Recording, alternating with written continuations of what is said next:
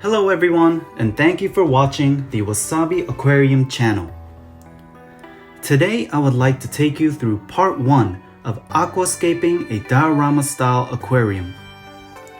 This aquarium we have here is a standard sized 60 centimeter tank, 60 by 30 by 36 centimeters, so very standard.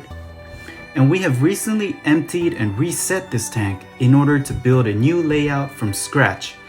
So this will be released in a series of videos from part 1, 2, 3, 4, and so on. So if you follow us throughout this series, you'll be able to see all the way through to the completion of this 60 centimeter aquarium in detail. Each video will also provide specific procedures and instructions, so we would appreciate your continuous support throughout this series. In this first episode, we will start with the very beginning, which is building out the layout design's overall concept. Although there are some people who start building their layout without any planning and just get right to the building process, it is usually better to think about the layout, such as the flow of water and your water plants in your head beforehand, so that it'll allow you to maintain a consistent quality throughout the entire process. So try to imagine your layout in your head first. And the layout that I have in my mind this time can be seen in the title, a Diorama Style Aquarium. But what exactly is a Diorama Style? To start off, we all love to take photos of beautiful sceneries, right? For example, you may take a photo of when you see a forest expanding throughout the landscape. Or perhaps when you climb a mountain and you see a beautiful view that you just can't resist but to take photos. In a diorama style aquarium, we will take these actual existing above water sceneries that we see in photos or we take photos of and build them underwater. That is the main theme of a diorama style aquarium. Also, if you have any experience in building regular dioramas or railroad models, for example, this may be easier to imagine. But what we're trying to do here is to structure an existing scenery underwater by utilizing water plants, rocks, wood, and other material. And now let's move on to our tentative aquarium, where I've laid out the concept of this aquarium, which I'll get into more detail.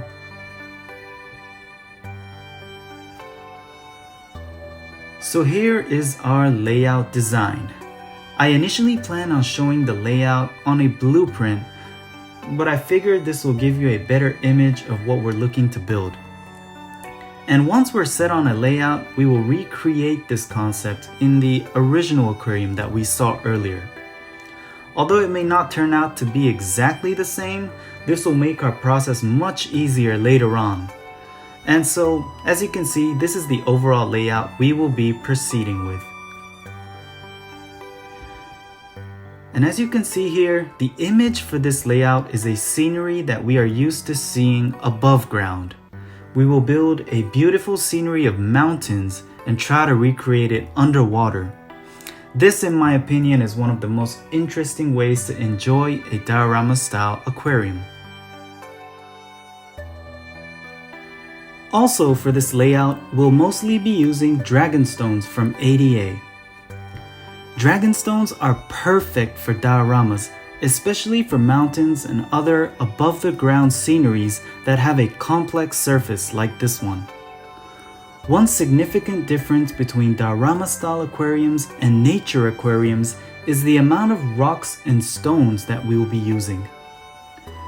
These rocks here are pretty large, but we will also be using a lot of small grains in order to recreate the scenery in full detail, which is a technique specific to diorama style aquariums. A pretty large amount of small stones will be used to recreate the details of the steep slopes that you see over here and throughout the surfaces of the mountains, and we will be paying attention to specific details of the scenery.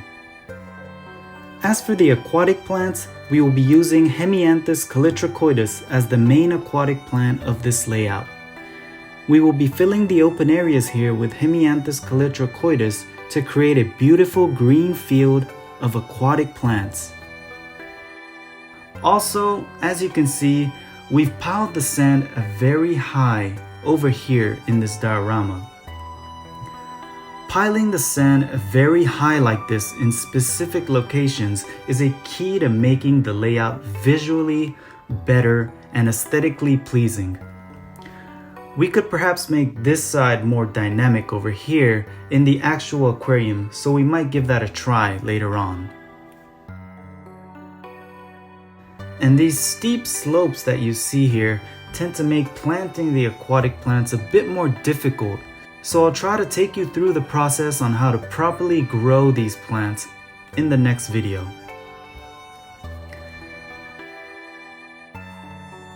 Now I'd like to show you how it looks from the top of the tank to give you images from different angles.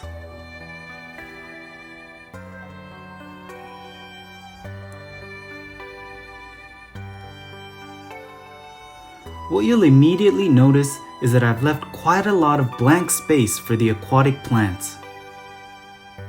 If any of you remember our previous layout, there were quite a lot of rocks that filled the surface, but this time around I've intentionally left quite a lot of blank areas for the aquatic plants in order to bring out their color and beauty. You can almost say that the concept of this layout is the opposite of our previous version. So if you would like to see how we completed our previous layout, I'll leave a link in the description below, and it might be interesting to watch that and compare the two designs. So if you guys could follow us on this journey to see how this concept comes to fruition, that would be very much appreciated. I hope you guys enjoyed this video. For episode 1, we still haven't built anything inside this actual tank, but from the next video, we'll be recreating the layout we just conceptualized into this actual aquarium, so I hope you stay tuned for the next episode. And now, as some of you may know, Diorama Style Aquariums tend to receive a lot of mixed feedback, and there's still an ongoing debate between nature aquariums and Diorama Style Aquariums, which I think is very interesting. My personal opinion is that both are just as fun and interesting. How you design your layout is solely based on your preference, and even within our customers, there are people who love nature aquariums, and there are also people who love Diorama Style Aquariums. My take is that anything goes as long as the aquatic plants are growing actively, the fish are enjoying and swimming freely, and you love how it looks visually. I also have not built too many Diorama Style Aquariums up until now, just because I originally entered this world through nature aquariums, so I feel like that will always be my strongest preference. But I also find dioramas very interesting, especially the concept of creating above ground sceneries that we are used to seeing underwater, which to me is a very interesting way of building out an aquarium. So, if you have any opinions against Diorama Style Aquariums, please watch this series and see if your opinion changes.